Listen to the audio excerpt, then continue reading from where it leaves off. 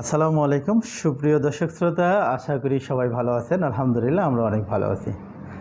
আমরা যথারীতি আগের নেই পূর্বে বলা ছিল আমরা লাইভে আসব। আমরা আজকে লাইভে আসলাম ব্যাক পেইন নিয়ে একটু আলোচনা করব। ব্যাক পেইন কীভাবে ডায়াগনোসিস করতে হয়।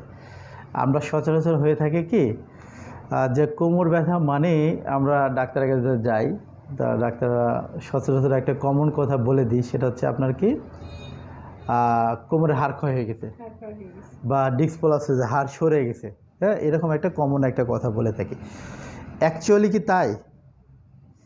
তাই আপনার কি মনে হয় অ্যাকচুয়ালি কি তাই? কোমর ব্যথার আসলে অনেকগুলো কারণ আছে। আমি বলি আমরা আজকে আলোচনা করব অ্যাকচুয়ালি মেকানিক্যাল কারণ। প্রায় 85% কোমর ব্যথার কারণই হচ্ছে মেকানিক্যাল। আমরা আজকে এই মেকানিক্যাল কারণ নিয়ে আলোচনা করব, নট প্যাথোলজিক্যাল। নেক্সট দিন আমরা ইনশাল্লাহ প্যাথোলজিক্যাল কন্ডিশন নিয়ে আলোচনা করব। হ্যাঁ, তবে আজকে আমরা আলোচনা করব হচ্ছে মেকানিক্যাল ব্যাক পেন। তো দেখা যায় কি যে আমরা কোমর ব্যথা হলো, ডাক্তারের কাছে গেলাম বা যেখানে যাই না কেন, আপনার কোমর একটা কথা বলে থাকে আপনার হাড় ক্ষয় হয়ে গেছে বা হাড় সরে গেছে। আসলে ব্যাপারটা কি তাই? আপনার কি মনে হয়? সব ক্ষেত্রে যে আসলে এটা হবে তেমন না। মেকানিক্যাল ক্ষেত্রে দেখা যাচ্ছে যে মাসেল টাইটনেসের জন্য হতে পারে, আবার সার্ভাইকাল প্রবলেমের জন্যও ব্যাক পেন হতে পারে, টেম্পোরাল মাসেলগুলোর কারণেও ব্যাক পেন হতে পারে। মানে ব্যাপারটা হলো এরকম যে আপনার ডিসফাংশনটা, মেকানিক্যাল ডিসফাংশনটা কোথায় থেকে তৈরি হচ্ছে, এটা সবচাইতে ইম্পর্টেন্ট কথা। আপনাকে ফার্স্ট ডায়াগনোসিস করতে হবে কোমর ব্যথার ক্ষেত্রে। যে আমরা এখন প্র্যাকটিসে পাচ্ছি কি আপনার কোমর ব্যথা প্রবলেমটা দেখা যাচ্ছে আপনার সার্ভাইকাল, আবার হইতে পারে টিএম জয়েন্ট, টেম্পোরোম্যান্ডিবুলার জয়েন্ট, আবার হইতে পারে যেমন আজকে আমরা একটা কমন ব্যথা নিয়ে আলোচনা করি, সেটা হচ্ছে দেখা যাচ্ছে আপনি একভাবে বসে থাকেন, নর্মাল আমরা তো বসে থাকি, সাধারণত বিভিন্ন পোস্টারে বসে থাকি। তো এই পোস্টারগুলো মেনটেন করতে গিয়ে দেখা যাচ্ছে যে আপনি যে কোনো একটা সাইডে ভর দিয়ে বা এক সাইডে করে বসে আছেন, দেখা যাচ্ছে হিপ অ্যাবডাক্টর এরিয়াতে। হিপ অ্যাবডাক্টর মাসেলগুলো কোনগুলো? হিপ অ্যাবডাক্টর মাসেলগুলো যেমন গ্লুটিয়াস মিনিমাস, মিডিয়াস, পাইরিফর্মিস, টেনসর ফ্যাসিলাটা।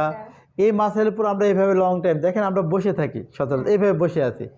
এই যে কন্টিনিউ আমরা যদি এইভাবে বসে থাকি, দেখা যাচ্ছে ওই মাসেলগুলো এক্সট্রা প্রেসার পড়ছে, মাসেলগুলো উইকনেস ডেভেলপ করে।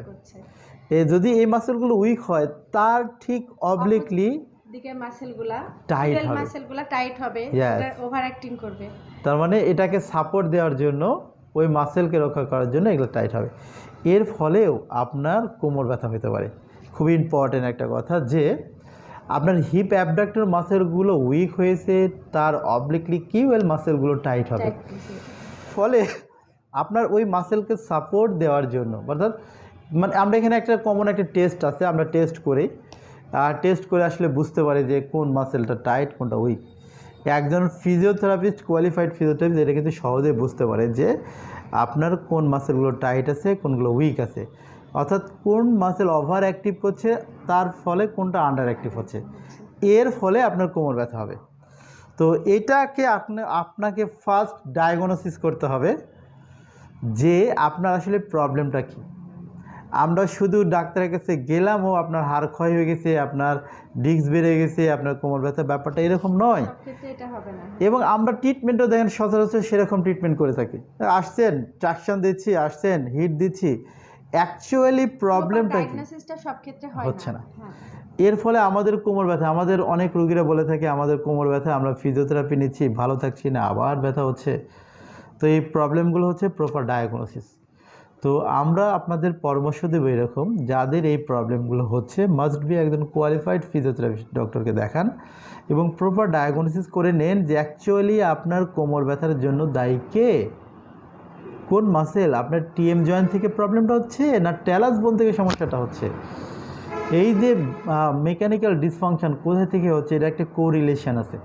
এই রিলেশনটা যদি ফার্স্ট ডায়াগনোসিস করতে পারেন, তাহলে কোমর ব্যথা থেকে সহজে মুক্তি পাওয়া যেতে পারে। এটা বলছিলাম যে কোমর ব্যথা হতে পারে, ডায়াগনোসিসটা কেন ইম্পর্টেন্ট। আমরা দেখলাম যে তার হিপ অ্যাবডাক্টর গ্রুপের মাসেলগুলো উইক, যার ফলে তার অপোজিট কিউএল মাসেল টাইট, এর কারণে তার কোমর ব্যথা। আমরা এরকম একটা পেশেন্টও পেয়ে গেছি, আমরা তাকে অ্যাসেসমেন্ট করে দেখলাম তো তুমি এভাবে দাঁড়াও, এভাবে দাঁড়াও। আচ্ছা, ও ও পেশেন্ট যখন এভাবে দাঁড়াচ্ছে, আমরা দেখছি যে তার লেফট সাইডের হিপটা টিল্টিং হচ্ছে। তার মানে টিল্টিং হওয়ার মানে ওভার অ্যাক্টিভ, মানে এটাকে সাপোর্ট দিচ্ছে অপোজিট কিউএল মাসেল। তার রাইট সাইডের কিউএল মাসেল টাইট, তার হিপ অ্যাবডাক্টরটা উইক। তার মানে হিপ অ্যাবডাক্টর মাসেলগুলোকে আমার কাজ করতে হবে স্ট্রেংথেনিং, অপোজিট সাইডের মাসেলকে আমাকে রিলিজ করতে হবে। তাহলে এটা আমরা কীভাবে করবো সেটা আমরা দেখাবো। যাও বেডে আসো। যেহেতু তার রাইট সাইডের কিউএল টাইট, তাহলে আমরা সুন্দরভাবে এই সাইডের কাছে সব আমাদের সাইড লাইন এসো। ওকে, এই হাতটা তুমি এদিকে দিতে পারো। যেহেতু তার রাইট সাইড মাসেলটা হচ্ছে কি কিউএল মাসেল টাইট, এটাকে আমরা স্ট্রেচিং করতে পারি লাইক দিস। আর ওদিকে না, স্ট্রেচিং, ঠিক আছে। এই মাসেলটা তার টাইট এবং পেনফুল লাগে না, পেশেন্ট বলছে পেনফুল, ঠিক আছে। আমরা যতটা নিচে দেব তত স্ট্রেচিং হবে। আর অপোজিট মাসেল আমাদের কি করতে হবে, স্ট্রেংথেনিং করতে হবে। তুমি ওই সাইডে কাছে আসো, ধরবো, এটাকে হোল্ড করবো, তুমি এই পাটা উপর দিকে তুলবা, তুলো, ইয়াস। আমরা এই হিপ অ্যাবডাক্টর মাসেলগুলোকে কি করতেছি, স্ট্রেংথেনিং করতেছি। করো, তুলো, লাইক দিস। আমরা এখনই এটা টেস্ট করে দেখব, জাস্ট এতটুকু সময়ের মধ্যে তার আসলে প্রবলেমটা কতটুকু কমলো। ওকে, ওকে, জাস্ট গ্লুটিয়াস মিডিয়াস, এটাও পেনফুল। গ্লুটিয়াস মিডিয়াসকে আমরা একটু মোবিলাইজ করে নিতে পারি। থাকো, আমরা সামান্য মোবিলাইজ করলে তার মাসেল অ্যাক্টিভ হয়ে যাবে। গ্লুটিয়াস ম্যাক্সিমাসের সুপিরিয়র পার্টটা আইটিপি মাসেলটা।